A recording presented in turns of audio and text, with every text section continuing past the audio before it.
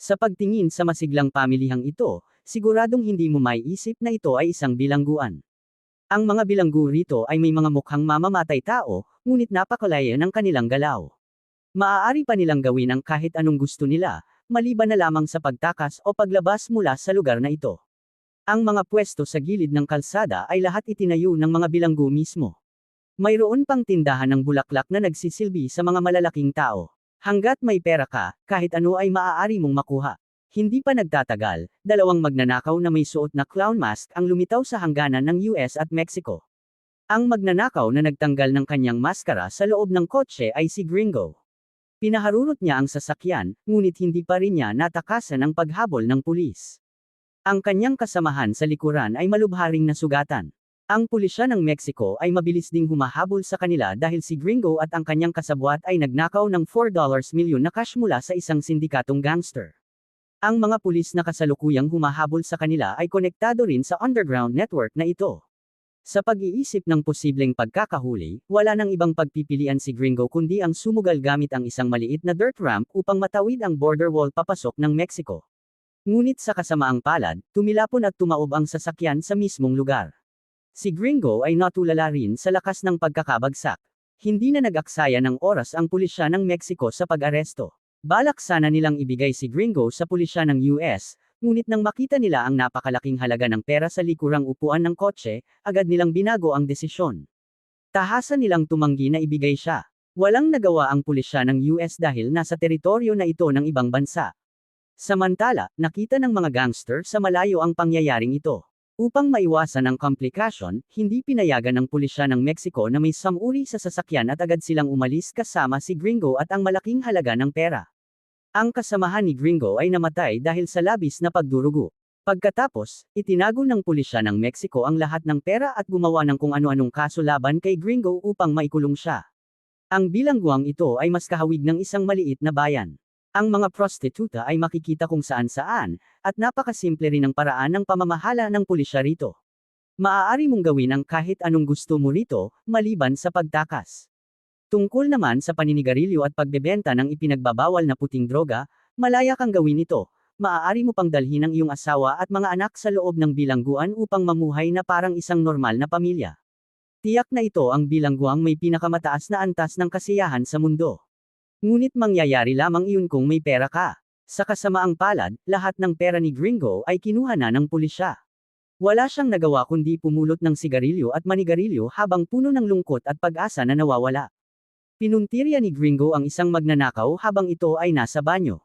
Hinayla niya ang paa nito palabas ng cubicle, pagkatapos ay pinatulog at ninakawan ng pera at lahat ng may halaga. Itinago niya ang baril ng lalaki sa kisame, saka nagkunwaring walang nangyari at lumabas ng banyo. Hindi man kalakihan ang perang nakuha, sapat naman ito para makaraos siya pansamantala.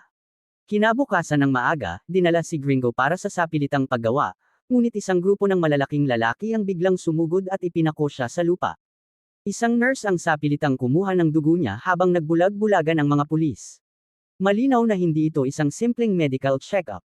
Kalaunan, sa kanyang libreng oras, nalaman ni Gringo na ang namamahala sa bilangguan ay hindi ang warden kundi si Javi, ang leader ng gang na nakapijama habang tumatawag sa bubong. Para magkaroon ng mas maayos na buhay sa loob ng bilangguan, nagpa siya si Gringo na kumita ng pera.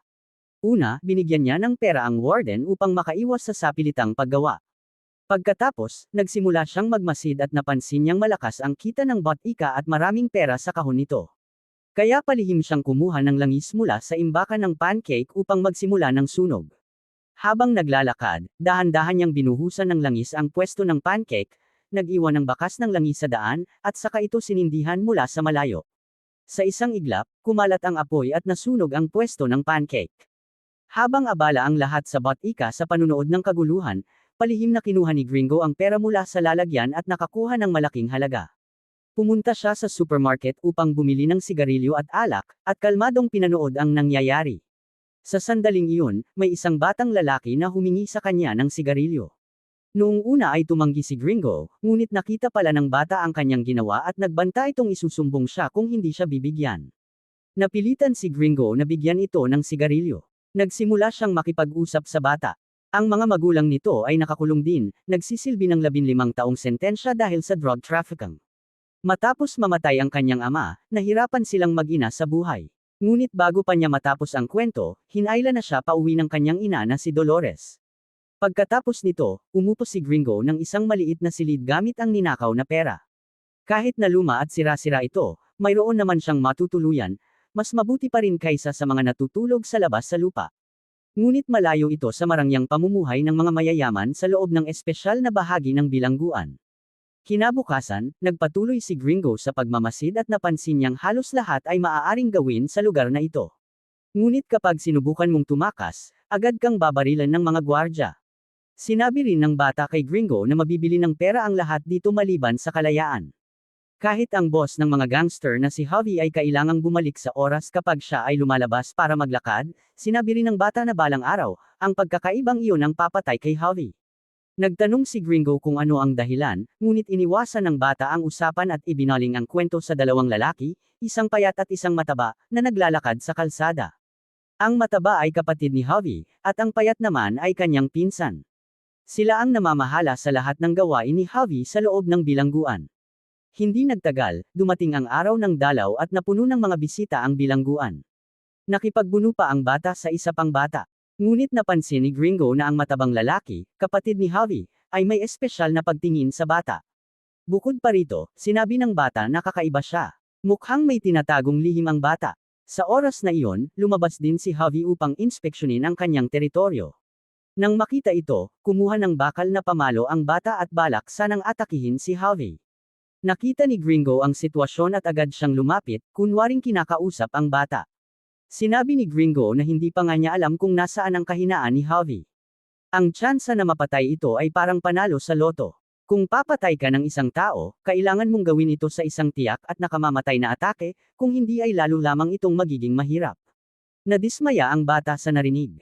Sinabi ni Gringo na matutulungan niya ito, ngunit kailangan itong ibunyag ang kanyang lihim. Marahil naniwala ang bata na kaya nga siyang tulungan ni Gringo. Nang kumalma ito, ibinunyag niya ang sekreto. Lumabas na may sakit sa atay si Javi dahil sa labis niyang bisyo at kailangan niya ng liver transplant upang mabuhay. Ngunit bihira ang blood type ni Javi, at ang ama lamang ng bata ang tumugma rito. Iyon din ang dahilan kung bakit namatay ang ama ng bata dahil sa liver failure. Gayunpaman, nagpatuloy si Javi sa kanyang marangyang at magulong pamumuhay, kaya lalong nasira ang kanyang atay. Ngayon, ang bata na lamang ang natitirang may kaparehong blood type. Ang bata ang nagsisilbing reserve ang pinagmumula ng atay para kay Javi. Kaya pala mahigpit siyang binabantayan ng mga tauhan ni Javi, iyon ang dahilan. Naalala rin ni Gringo ang dugong kinuha sa kanya, ito ay para ikumpara ang blood type. Sinabi ni Gringo na maaari silang mag-alyansa ng bata. Magmamasid ang bata at magbibigay ng impormasyon, at tutulungan naman niya itong patayin si Javi at makatakas mula sa lugar na ito. Dahil sa kabutihan ni Gringo, hindi niya pinayagang manigarilyo ang bata dahil ito ay menor de edad. Dahil dito, nagkaroon ng magandang impresyon si Dolores at siya na mismo ang lumapit kay Gringo sa kanyang libreng oras. Nag-inuman ang dalawa at nagpalitan ng pananaw tungkol sa pag-aasawa. Sinabi ni Gringo na may asawa siya, ngunit tumakas ito kasama ang dati niyang kasamahan na si Barnes. Pinagtaksilan din siya ni Barnes kaya kinailangan niyang magdusa ng 7 taon sa bilangguan. Madalas niyang mapanaginipan na may bumaril kay Barnes habang nakapijama ito at umiinom ng gatas sa umaga. Matapos magmasid ng ilang panahon, nagpasya si Gringo na unahin ang mga kanang kamay ni Javi, simula sa payat na lalaki. Hiniling niya sa bata na makipagtulungan, gamit ang ninakaw na relo upang ilayo ang bodyguard ng payat na lalaki. Ang bodyguard na iyon ang parehong taong ninakawan ni Gringo ng relo sa banyo. Nang makita nito ang relo, nagustuhan niya ito ng husto. Sinamantala ni Gringo ang pagkakataon upang nakawin ang perang kinolekta ng payat na lalaki. Ang payat na lalaki ay likas na gastador. Nadismaya ang matabang lalaki at inisip na sinayang lamang ng payat na lalaki ang pera. Hindi alam ng payat na lalaki kung paano ipapaliwanag ang nangyari, ngunit naalala niya na matapos niyang makipagkita sa bata at kay Gringo, bigla na lamang naglaho ang pera. Agad niyang inutusan ang kanyang mga bodyguard na hulihin si Gringo at tanungin ang bata. Nakaramdam ng masamang kutob si Gringo at agad siyang tumakbo, pumasok sa banyo upang kunin ang baril na itinago niya kanina, at pinatay ang mga bodyguard na humahabol sa kanya. Samantala, binubugbog ng payat na lalaki si Dolores at ang bata. Sinubukan siyang pigilan ng matabang lalaki. Nag-away ang dalawa, at sa huli, nabaril at napatay nang dumating na si Gringo ang payat na lalaki. Nang mamatay ang payat na lalaki, galit na galit si Javi. Ngunit nalaman niya mula sa matabang lalaki na balak patayin ng payat na lalaki ang bata. Balak sana niyang patayin si Gringo upang may buhos ang kanyang galit, ngunit sinabi ni Gringo na iniligtas niya ang kanyang buhay at tinulungan siyang patayin ang taong gusto niyang patayin ngunit hindi magawa. Naisip ni Javi na hindi basta-basta ang taong ito, at kahit galit, hindi niya nagawang kalabitin ang gatilyo. Nagpasya siyang alamin muna ang pagkakakilanlan ni Gringo, ngunit nalaman niyang wala itong pangalan, walang fingerprint, at wala ring record ng krimen. Sa kabilang banda, may isang diplomat sa US Consulate na tinatawag na embassy ang tumawag kay Gringo. Sa simula pa lang, alam na ng embassy na nakakulong si Gringo rito at nalaman din niyang isa itong propesyonal na kriminal na may hawak na malaking halaga ng pera. Nakipagkita siya sa mga Amerikanong gangster na naghahanap ng pera. Nang malaman niyang tumakas si Gringo dala ang malaking halaga, sinabi niya kay Gringo na may iligtas niya ito kung bibigyan siya ng bahagi. Ngunit paano maloloko ang isang tusong tao tulad ni Gringo sa ganitong patibong? Ngayong alam na ng embassy ang lahat, tiyak na ipinagbili na nito ang lokasyon ni Gringo sa mga gangster upang iligtas ang sarili nitong buhay. Kaya kinailangan ni Gringo na gamitin ang kanyang huling baraha. Kusang loob niyang hinanap ang matabang lalaki at sinabi rito ang tungkol sa dalawang pulis na nagtago ng $2 milyon mula sa kanyang pera. Sinabi ni Gringo na hindi na siya makakalabas pa kaya kailangan na lamang niyang bigyan siya ng bahagi bilang bayad sa impormasyon. Naramdaman ng matabang lalaki na hindi nagsisinungaling si Gringo at agad siyang nagpadala ng mga asasin. Samantala, nauna nang nahanap ng mga Amerikanong gangster ang dalawang pulis at iniulat ang sitwasyon sa kanilang boss sa pamamagitan ng video, habang pinapahirapan ang mga ito upang malaman kung nasaan ang natitirang pera. Ngunit kahit isama pa ang perang nagastos ng mga pulis, $2 milyon lamang ang kabuuan, samantalang $4 milyon ang nawawala. Napagbintangan din ng mali ang dalawang pulis dahil $2 milyon lang ang kinuha nila. Sa sandaling iyon, dumating ang dalawang assassin ni Javi at pinatay ang mga miyembro ng American Gang. Nang makita ng mga pulis na tauhan ito ni Javi, agad silang nagmakaawa para sa kanilang buhay at nangakong bibigyan si Javi ng bahagi. Ngunit narinig ito ng boss ng American Gang sa kabilang dulo ng video. Hindi rin maganda ang naging wakas ng pulis. Ngayon, nalaman ng mga Amerikano na nasa kamay ni Javi ang pera kaya nagkaroon ng alitan ang dalawang panig. Paano nga naman basta-basta kukunin ang sariling pera? Sa tulong ng consulate, nagpadala ang embassy ng 3 assassin upang makapasok sa bilangguan at planong patayin muna si Gringo. Ngunit ang mga tauhan ni Javi, na walang alam sa nangyayari, ay nagpaputok din. Dahil dito, sumiklab ang digmaan sa loob ng bilangguan. Nagbakbakan ang mga tauhan ni Javi at ang 3 assassin, at sumali rin si Gringo sa laban. Sa huli, natalo ang 3 assassin at nabaril hanggang sa mamatay. Ngunit malaki rin ang naging pagkawala kay Javi, kaya nagpasya siyang patayin si Gringo, ang pinagmulan ng lahat ng gulo. Ngunit kalmadong sinabi ni Gringo kay Javi na hindi titigil ang American Gang at maaari niyang patayin ang boss nito upang mapayapang magamit ni Javi ang pera. Nang marinig ito, naisip ni Javi na kung magtagumpay, wala na siyang problema, at kung mabaigo man, wala rin siyang mawawala. Kaya agad niyang inutusan ang kanyang mga tauhan na maghanda ng mga dokumento, armas, at kagamitan, at ipinadala si Gringo sa US upang isagawa ang pagpaslang. Syempre, hindi niya basta-basta palalayain si Gringo, kaya nagpadala siya ng 2 assassin upang sumunod at patayin si Gringo makalipas ang 2 araw, magtagumpay man o hindi ang kanyang misyon. Ngunit malinaw na hindi madaling maloko si Gringo. Naglatag siya ng ambush sa daan at pinatay ang 2 assassin. Pagkatapos, nagpanggap siya bilang isang sikat na direktor at tinawagan ang boss ng pantalan upang makipagkita sa kanya sa dahilan ng pag-uusap tungkol sa isang charity project. Alam na ni Gringo na labis na hinahangaan ng boss ang direktor na ito. Tulad ng inaasahan, pumayag agad ang boss. Sinabi ni Gringo na ang kanyang assistant na si Bank ang makikipag-ugnayan sa assistant ng boss. Pagkatapos, nagpanggap si Gringo bilang boss ng pantalan at tinawagan ang American Gang upang pag-usapan ang smuggling business. Ang negosyo ng smuggling ng American Gang ay nakadepende sa pantalan at sa kooperasyon ng kapitan, kaya wala silang gaanong kapangyarihan dito. Kinabukasan, nagpanggap si Gringo bilang assistant ng direktor na si Bank at nakipagkita muna sa boss ng pantalan, habang nagsisinungaling na darating ang direktor mamaya. Nang hindi ito nakatingin, nilagyan niya ito ng droga at kinaladkad papunta sa banyo. Samantala, inimbitahan din ang boss ng American Gang. Inakala ng secretary na sila ang direktor at kanyang mga tauhan, kaya dinala niya ang mga ito sa opisina ng kapitan. Nagsinungaling si Gringo na nasa banyo ang boss ng pantalan. Umalis ang secretary ng walang pagdududa. Inakala ng American gang na si Gringo ay tauhan ng boss ng pantalan kaya wala silang pag-iingat. Nauwi ito sa pagkain nila ng 2 granada na matagal nang inihanda ni Gringo. Tumunog ang fire alarm sa gusali at nagsimulang mag-spray ng tubig ang fire suppression system. Umalis si Gringo habang may hawak na payong. Kasabay nito, dahil sa matinding bakbakan sa loob ng bilangguan kanina, hindi na kayang magbulag-bulagan ng gobyerno at nagpasya itong isara ang bilangguan. Kaya nagdesisyon si Javi na isagawa na agad ang liver transplant bago sila umalis. Nang makita ni Dolores ang doktor, alam niyang dumating na ang oras. Agad niyang itinago ang bata sa isang hukay na inihanda na nila. Pinahirapan si Dolores upang ilabas ang bata, ngunit bilang isang ina, tiniis niya ang matinding pagpapahirap para sa buhay ng kanyang anak at tumangging magsalita.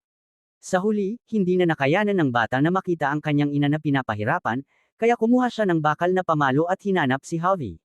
Sa harap ni Javi, desperado niyang sinaksak ang sarili sa bahagi ng atay. Sa puntong iyon, wala nang pakialam si Javi kay Dolores at agad niyang pinatawag ang doktor upang iligtas ang bata. Sa kabutihang palad, hindi malala ang sugat at hindi nasira ang atay. Kaya nagpasya si Javi na agad isagawa ang transplant. Sa sandaling iyon, nagsimula ng salakayin ng mga armadong pulis ang bilangguan upang hulihin ang mga bilanggo. Nagkaroon ng matinding kaguluhan sa labas. Nang makabalik si Gringo, nakita niya ang tirahan ng embassy sa consulate. Una, niyang balak na ipahanap sa embassy ang bata at ang kanyang ina, ngunit nalaman niyang nagsimula na ang matinding operasyon sa bilangguan at isasagawa na ang transplant kay Javi. Dahil dito, kinuha ni Gringo ang ID ng embassy at agad na nagtungo sa bilangguan. Nagpanggap siya bilang miyembro ng US Embassy at madaling nakapasok. Habang abala ang mga tauhan ni Javi sa pakikipaglaban sa pulis, dumiretso siya sa operating room. Mabuti na lamang at nasa unang yugto pa lang ang operasyon at hindi pa nagsisimula ang transplant. Ginamit ni Gringo ang buhay ni Javi upang takutin ang matabang lalaki at hiniling na ibigay si Dolores. Parehong may bihag ang dalawang panig. Sa huli, nagkunwaring sumuko ang isang nurse at tinulungan si Gringo na patayin ang matabang lalaki, at nailigtas si Dolores. Lumabas na matagal na ring hindi sang-ayon ang nurse sa mga ginagawa ng pamilya ni Javi. Pagkatapos nito, nagbihis silang lahat bilang mga medical staff at itinulak palabas ang bata, matagumpay na naiwasan ang mga pulis at nalampasan pa ang mga tauhan ni Javi. Mabilis na itinapon ni Gringo ang pera sa ilalim ng isang sasakyan habang walang nakatingin. Sa ganitong paraan, hindi lamang niya nailigtas ang mga tao, kundi nakuha rin niya ang halos $2 milyon na cash. Wala nang nagmalasakit kay Javi matapos mabuksan ang kanyang tiyan. Ang kanyang kahihinatnan ay kamatayan lamang. Makalipas ang ilang panahon, nakarating si Gringo sa isang ligtas na lugar, kinuha ang $2 milyon na pera, at dinala si Dolores at ang kanyang anak sa isang isla kung saan walang nakakakilala sa kanila, at nagsimula ng masayang buhay bilang mayayaman. Sa huling bahagi ng pelikula, dahil ginamit ni Gringo ang pangalan ni Barnes upang lokohin ang boss ng pantalan, pinuntahan ng boss si Barnes kasama ang kanyang mga tauhan. Sa hindi inaasahan, medyo kamukha nga nito si Gringo kaya napagkamalan siyang si Gringo.